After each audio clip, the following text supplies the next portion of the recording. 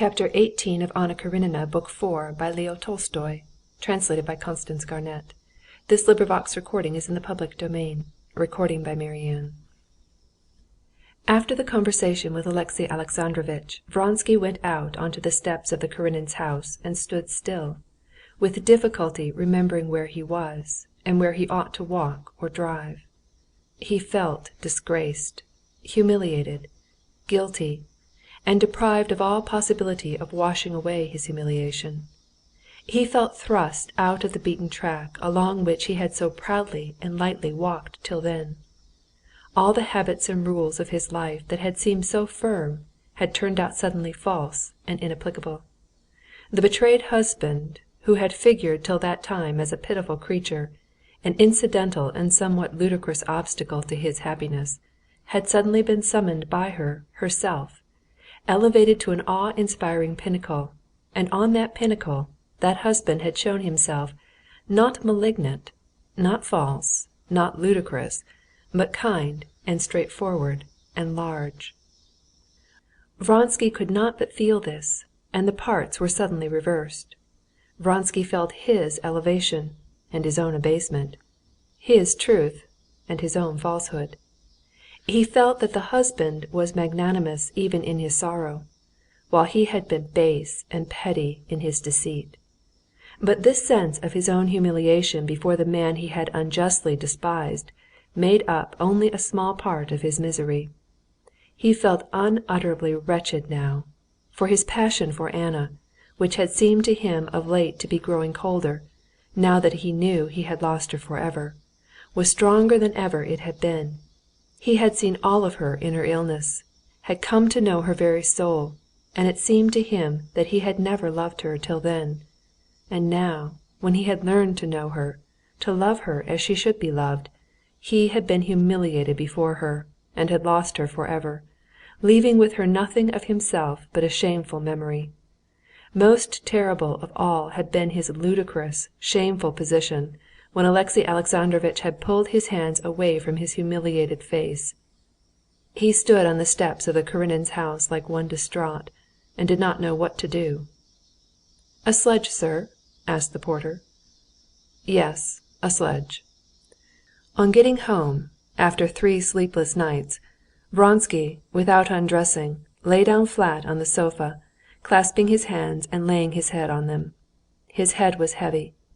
Images, memories, and ideas of the strangest description followed one another with extraordinary rapidity and vividness. First it was the medicine he had poured out for the patient and spilt over the spoon, then the midwife's white hands, then the queer posture of Alexey Alexandrovitch on the floor beside the bed. "To sleep, to forget," he said to himself with the serene confidence of a healthy man that if he is tired and sleepy he will go to sleep at once. And the same instant his head did begin to feel drowsy, and he began to drop off into forgetfulness. The waves of the sea of unconsciousness had begun to meet over his head, when all at once, it was as though a violent shock of electricity had passed over him. He started so that he leaped up on the springs of the sofa, and leaning on his arms, got in a panic onto his knees. His eyes were wide open as though he had never been asleep. The heaviness in his head and the weariness in his limbs that he had felt a minute before had suddenly gone. "You may trample me in the mud." He heard Alexey Alexandrovitch's words, and saw him standing before him, and saw Anna's face with its burning flush and glittering eyes, gazing with love and tenderness, not at him, but at Alexey Alexandrovitch. He saw his own, as he fancied, foolish and ludicrous figure when Alexey Alexandrovitch took his hands away from his face. He stretched out his legs again and flung himself on the sofa, in the same position, and shut his eyes. "To sleep, to forget," he repeated to himself, but with his eyes shut he saw more distinctly than ever Anna's face as it had been on the memorable evening before the races. "This is not and will not be, and she wants to wipe it out of her memory, but I cannot live without it. How can we be reconciled? How can we be reconciled?" he said aloud, and unconsciously began to repeat these words. This repetition checked the rising up of fresh images and memories, which he felt were thronging in his brain. But repeating words did not check his imagination for long. Again, in extraordinarily rapid succession, his best moments rose before his mind, and then his recent humiliation. "Take away his hands," Anna's voice says. He takes away his hands and feels the shame-struck and idiotic expression of his face. He still lay down, trying to sleep, though he felt there was not the smallest hope of it, and kept repeating stray words from some chain of thought, trying by this to check the rising flood of fresh images. He listened, and heard in a strange, mad whisper words repeated. "I did not appreciate it, did not make enough of it. I did not appreciate it, did not make enough of it." "What's this? Am I going out of my mind?" he said to himself. "Perhaps. What makes men go out of their minds? What makes men shoot themselves?" He answered himself, and opening his eyes, he saw with wonder an embroidered cushion beside him, worked by Varya, his brother's wife. He touched the tassel of the cushion, and tried to think of Varya, of when he had seen her last, but to think of anything extraneous was an agonizing effort. "No, I must sleep." He moved the cushion up, and pressed his head into it, but he had to make an effort to keep his eyes shut. He jumped up and sat down. "That's all over for me," he said to himself. "I must think what to do. What is left?" His mind rapidly ran through his life apart from his love of Anna. Ambition, Serpuhovskoy, society, the court. He could not come to a pause anywhere. All of it had had meaning before, but now there was no reality in it. He got up from the sofa, took off his coat, undid his belt, and uncovering his hairy chest to breathe more freely, walked up and down the room. "This is how people go mad," he repeated, "and how they shoot themselves. To escape humiliation," he added slowly. He went to the door and closed it. Then with fixed eyes and clenched teeth he went up to the table, took a revolver, looked round him, turned it to a loaded barrel, and sank into thought.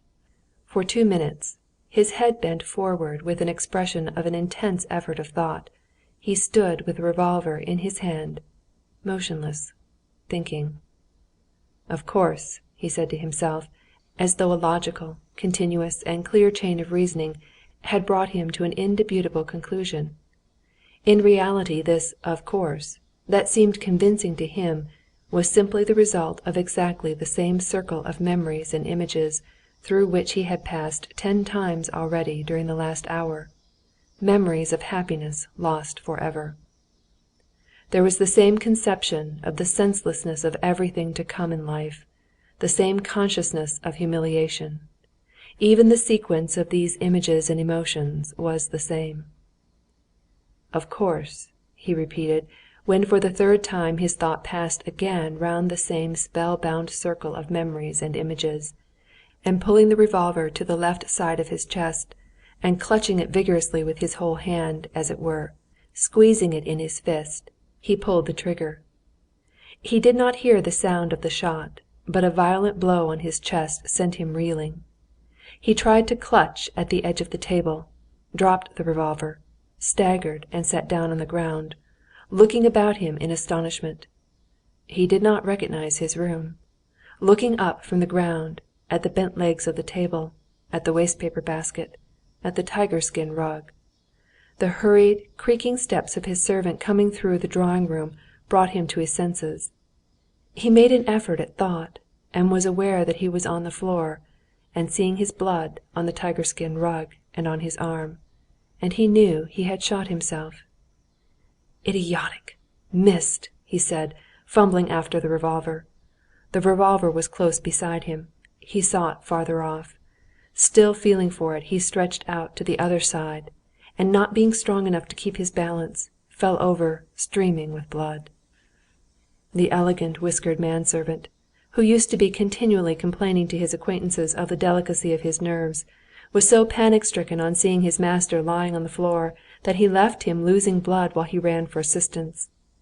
An hour later, Varya, his brother's wife, had arrived, and with the assistance of 3 doctors, whom she had sent for in all directions, and who all appeared at the same moment, she got the wounded man to bed, and remained to nurse him.